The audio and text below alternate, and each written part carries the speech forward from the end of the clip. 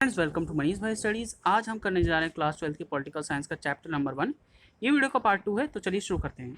तो इस वीडियो में हम जानेंगे क्यूबन मिसाइल क्राइसिस के बारे में। तो सबसे पहले जान लेते हैं कि ये क्यूबा है कहाँ।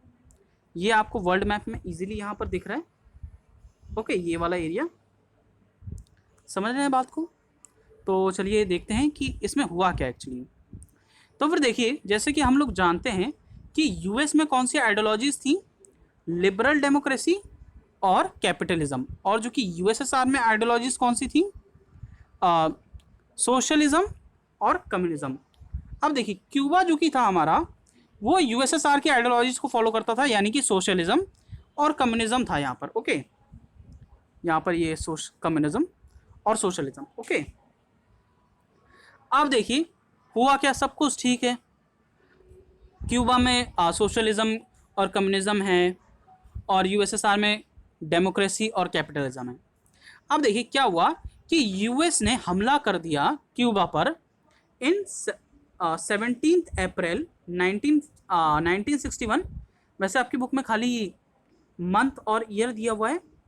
अब इसके बाद जो कि हमारे यूएसएसआर के लीडर थे निकिता क्रुसेव, वो थोड़ा चिंता में आ गए कि कहीं जो कम्युनिज्म और सोशलिज्म का रूल है क्यूबा में, वो यूएस ख़त्म ना कर दे। समझ रहे हैं बात को।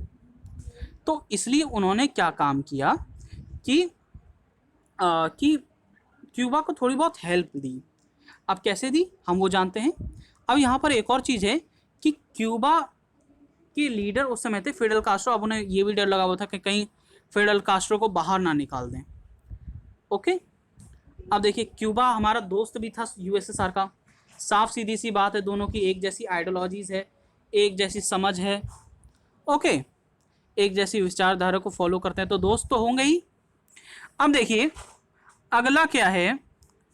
अब देखिए जो कि हमारे यूएसएसआर के लीडर थे निकिता क्रुसेव, अब उन्होंने ये काम किया कि 1962 में क्यूबा में न्यूक्लियर मिसाइल्स को स्थापित कर दिया और जो कि हमारा क्यूबा था उसे एक रशियन बेस में बदल दिया। देन उसके बाद अब देखिए यहाँ पर एक काफ़ी बड़ी वॉर लड़ी जा सकती थी, क्योंकि क्यूबा, आप यहाँ पर वर्ल्ड मैप में देख सकते हैं कि जो कि हमारा क्यूबा है, एक सेकेंड, जो कि यहाँ पर हमारा क्यूबा है वो यहाँ अमेरिका के पास है। ओके, और इसमें सोशलिज्म और कम्युनिज्म फॉलो हो रहा है, ठीक है। और यहाँ पर जो कि इसके ये कंट्री है यूएस, वहाँ पर कैपिटलिज्म और लिबरल डेमोक्रेसी। तो फिर आप ये देख सकते हो कि यूएसएसआर की जो कि आइडियोलॉजीज़ हैं उसको यूएस ख़त्म करना चाहता है। तो ये तो एक तरह से डायरेक्ट वार हो गया, मतलब डायरेक्ट अटैक हो गया। तो इसलिए यहाँ पर लड़ाई हो सकती थी दोनों कंट्रीज़ के बीच में, लेकिन ऐसा नहीं हुआ।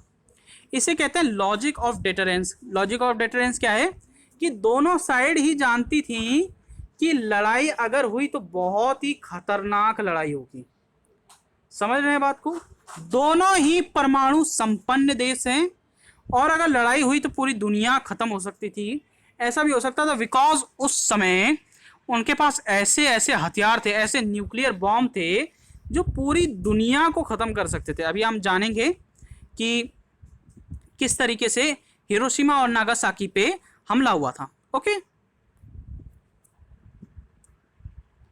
अब देखिए यहाँ पर 1962 में मिसाइल्स को स्थापित कर दिया गया।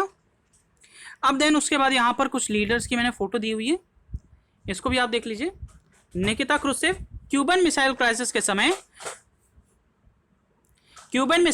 के समय यूएसएसआर के लीडर, फिडेल कास्ट्रो क्यूबा के लीडर और जॉन एफ कैनेडी यूएस के लीडर थे उस समय।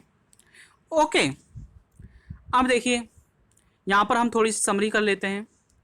अब हुआ क्या था, 17 अप्रैल को क्यूबा पर अमेरिका ने हमला किया, यूएस ने हमला किया, ठीक है।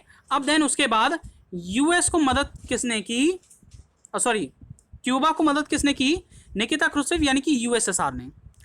तो आप कह सकते हैं कि क्यूबा में जो कि रूल था कम्युनिज्म और सोशलिज्म का, उसको बचाने के लिए निकिता क्रुसेव यानी कि यूएसएसआर ने उनकी मदद की। और ये हैं हमारे फिडेल कास्ट्रो। ओके, समझ रहे हैं बात को। और ये हैं हमारे जॉन एफ कैनेडी, उस समय जो कि अमेरिका के यूएस के प्रेसिडेंट थे। ओके, सो आपकी वीडियो यहीं पर, सॉरी, ये आपका लेक्चर यहीं पर ख़त्म होता है। Thank you very much. जय हिंद, जय भारत।